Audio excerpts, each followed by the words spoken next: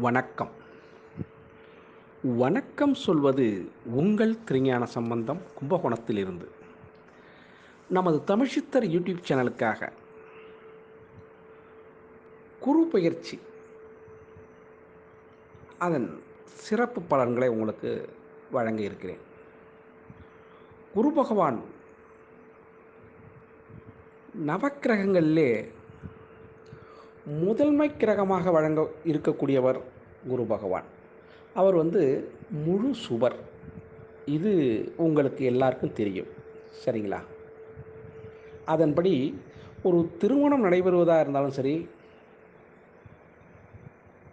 சுப நிகழ்ச்சிகள் எது நடக்கிறதுனாலும் குருவை தான் நம்ம குரு பலம் இருக்கா அப்படின்னு தான் பார்ப்போம்.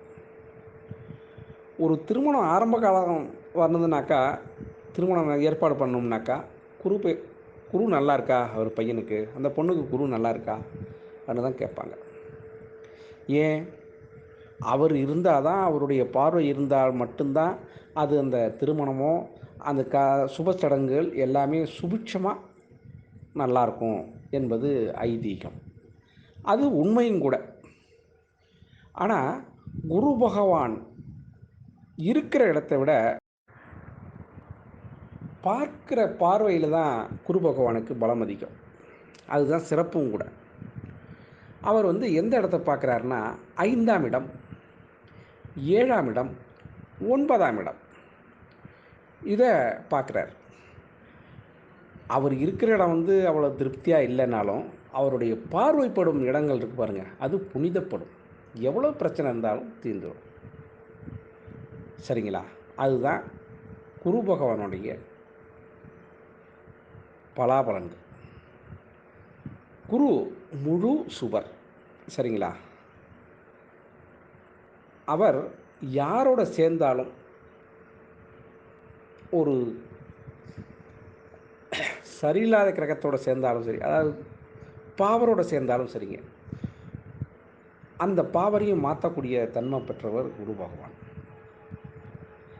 அதன்படி சுவரோடு சேர்ந்தால் இன்னும் கொஞ்சம் பவர் கூட, பாவரோடு சேர்ந்தால் இன்னும் கொஞ்சம் அந்த பாவரையும் திருத்தி நான் நல்லது செய்கிறேன்னு சொல்லுவார், செய்வார். அது மாதிரி தன்மை மிக்கவர் அவர். இதுகாலம் மேஷ ராசியிலே இருந்துகிட்டு இருந்தார்.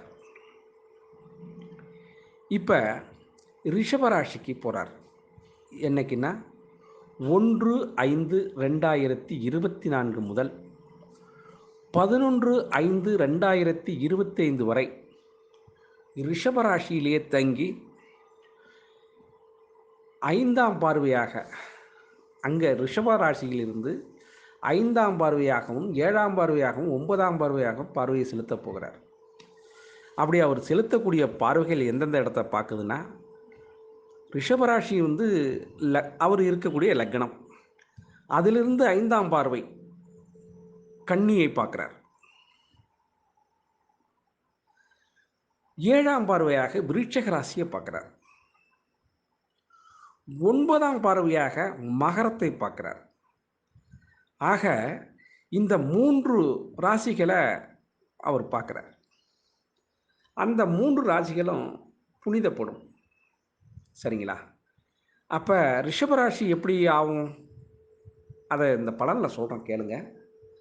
இருந்தாலும் இதுதான் குரு பெயர்ச்சியோட அமைப்புங்க. இப்படி தான் பார்க்கணும்.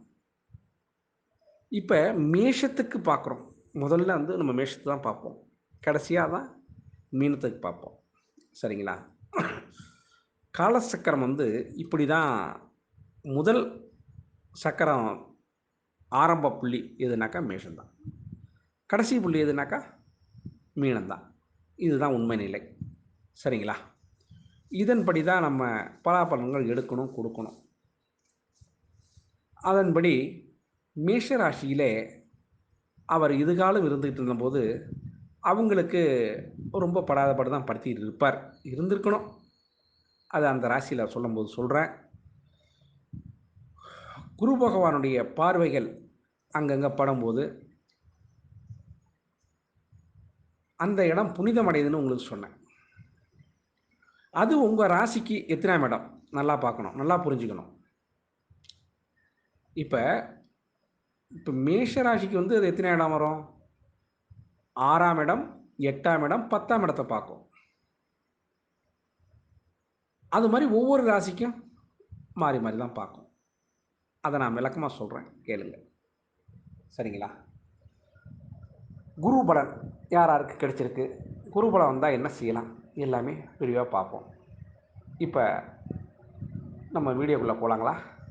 அதுக்கு முன்னாடி நம்மளோட தமிழ் சித்தர் யூடியூப் சேனலை லைக் பண்ணுங்கள், ஷேர் பண்ணுங்கள், சப்ஸ்கிரைப் பண்ணுங்கள். ஒரு முறை பெல் பட்டனை அழுத்தி உறுதிப்படுத்துங்க. உங்களுடைய எண்ணங்களையும் கருத்துக்களையும் கமெண்ட்ஸில் சொல்லுங்கள். அப்போ தான் நம்ம கொடுக்குற ஆடியோ வீடியோ உங்களுக்கு உடனுக்குடன் கிடைக்கும். சரிங்களா? வாங்க வீடியோக்குள்ளே போகலாமா? வாங்க. துலாம் ராசி அன்பர்களே, இந்த துலாம் ராசி அன்பர்களுக்கு குரு பயிற்சி எப்படி இருக்குது? துலாம் ராசி அன்பர்களுக்கு 8ஆம் இடத்திலே குரு பகவான் அமர்ந்திருக்கிறார். 8ஆம் இடம் ஆயுள் ஸ்தானம் அல்லவா, அதில் வந்து குந்திருக்கார். அங்கே குந்திக்கிட்டு அவர் எதை பார்க்குறார்? 2, 4, 12 இந்த இடங்களை பார்வை செலுத்துகிறார். அதன்படி உங்களுக்கு எப்படி இருக்கும் என்பதை இப்போ பார்ப்போங்க. துலாம் ராசி அன்பர்களுக்கு அருமையான வாய்ப்புகள், வசதி வாய்ப்புகள் எல்லாமே தேடி வரப்போகுதுங்க. குரு பகவான் பொதுவாக 8ஆம் இடத்துல இருக்கும்போது தீமையை தான் செய்வார்னு ஒரு கணக்கு.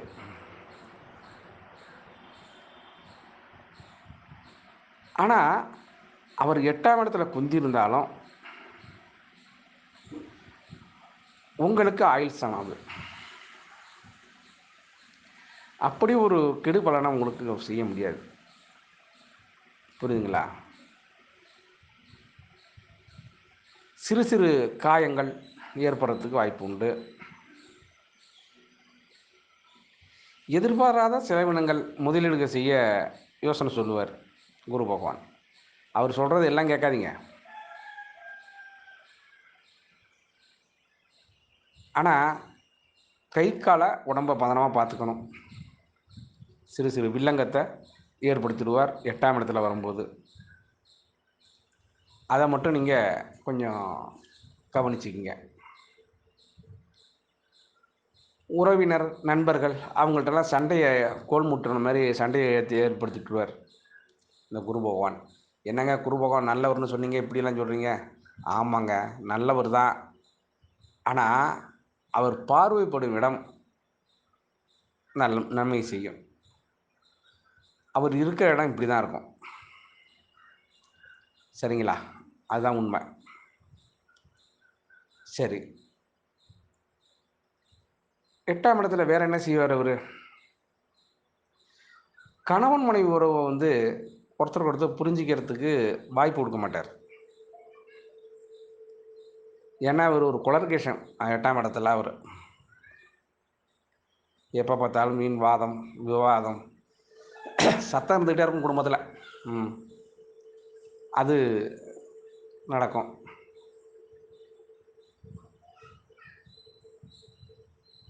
அதுக்கு தான் நீங்கள் என்ன பண்ணணும்? அருகில் உள்ள சிவாலயத்துக்கு சென்று உங்களுடைய பேர் நாமத்தில் ஒரு சின்னதாக ஒரு அர்ச்சனை பண்ணிட்டு இருந்தீங்கன்னா குரு பகவானுடைய பார்வை சுபிட்சம் அடைஞ்சிடும் உங்களுக்கு. அப்படி சுபிட்சம் அடைஞ்சதுனாக்கா இது மாதிரி பெரிய பிரச்சனை எல்லாம் உங்களுக்கு வந்து சேராது. அப்போ இதுகாலம் நன்மை செஞ்சிட்டு இருந்தார் அல்லவா, இனி ஒரு 7-7.5 மாதத்துக்கு இப்படி தான் இருக்கும். அதன் பிறகு அருமையான வாய்ப்பு எல்லாம் உங்களுக்கு உருவாக்கி கொடுத்துட்டு போவார். 7-8 மாதம்னா கிட்டத்தட்ட ஒரு 3 மாதம் 3.5 மாதம் இருக்கும்போது, அதாவது 9ஆம் மாதத்துக்கு பிறகு உங்களுக்கு நல்ல அரிய வாய்ப்புகளை ஏற்படுத்தி பணம் எப்படி உங்களுக்கு கிடைக்கும்ங்கிறத சொல்கிறதுக்கான வாய்ப்புகள் உண்டுங்க. அப்போ எப்படிலாம் வரக்கூடாதோ அப்படிலாம் பணம் வரும். அதை நீங்கள் பதனப்படுத்தி வச்சுக்க வேண்டியது உங்களுடைய திறமை, இந்த துலாம் ராசி அன்பர்களுடைய திறமை. அது வரலையும் கொஞ்சம் அப்படி இருக்கும். இருந்தாலும் உங்களுடைய சுய ஜாதக அடிப்படையில் சில மாற்றங்கள், உங்களுடைய கிரக அமைப்புகள் எப்படி இருக்குன்னு பார்க்கணும். பார்த்த பிறகு தான் அதில் புதிய மாற்றங்களை சொல்லலாம். சரி, குழந்தைகளுடைய கல்வி கொஞ்சம் விழிப்புணர்வு தேர்வு. விளையாட்டு சம்மந்தமாக தான் அந்த குழந்தைகள் மெனக்கிடும். அதனால் வேண்டி கொஞ்சம் விழிப்புணர்வு கொடுங்க, பூஸ்ட் கொடுங்க. சிலருக்கு வெளிநாடு சென்று படிக்கிறதுக்கான வாய்ப்புகள் உண்டு. அதில் சில நிறுவனங்கள் நாங்கள் படிக்க வைக்கிறோம், அறக்கட்டளை, அது மாதிரி நிறுவனங்கள்லாம் எவ்வளோ செலவோ நாங்கள் ஏற்றுக்கிறோம் அப்படின்லாம் கூட வருவாங்க. துலாம் ராசி அன்பர்கள் தங்களுடைய குழந்தைய அருகில் உள்ள நாட்டுக்கு அனுப்பி வைக்கலாம். அதுக்கான வாய்ப்புகளும் உண்டு, ஜாதகத்தையும் இடம் இருக்குது. அப்படி அனுப்பி வச்சிங்கன்னா நல்ல ரிசல்ட்டு கிடைக்கும், குழந்தை நல்ல ரிசல்ட் கிடைக்கும், அதில் மாற்றம் இல்லை. இது நடக்கும், அதில் மாற்றம் இல்லை. சரிங்களா? குழந்தையின் திருமணம் சிறு சிறு பிரச்சனை தடங்கள் ஏற்படுறதுக்கு வாய்ப்பு இருக்கு.